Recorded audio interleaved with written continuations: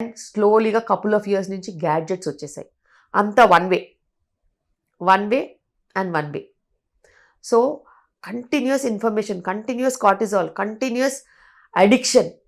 అదొక అడిక్షన్ లాగా అయిపోయి వాళ్ళకి స్పీచ్ రావట్లేదు, వాళ్ళకి ఇరిటబిలిటీ వస్తుంది, విత్డ్రావల్ సిమ్టమ్స్ అంటారు. అడిక్షన్కి డీ అడిక్షన్ చేసినప్పుడు ఎట్లుంటుంది అట్లా. సో వాళ్ళకి చిరాకు, ఇరిటేషన్, కోపాలు, భావోద్వేగాలు ఇవన్నీ కూడా గ్యాడ్జెట్ అడిక్షన్స్తోనే వస్తున్నాయి.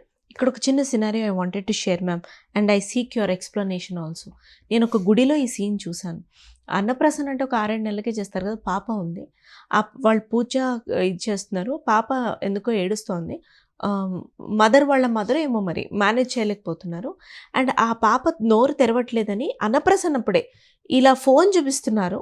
అవును, ఇలా నోరు తెరవటానికి ఆ పాప అన్నప్రాసనకి 6 months or 5 months or 7 months.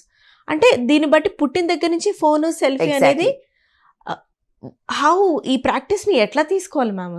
అసలు అది చాలా హారబుల్ ప్రాక్టీస్. 5 years వరకు గ్యాడ్జెట్ అనేది ఇవ్వద్దు. ఏ పిల్లలకైనా గ్యాడ్జెట్ ఇవ్వద్దు. ఒకవేళ ఇచ్చినా కూడా మానిటరింగ్లో కొన్ని నిమిషాలు మట్టుకే.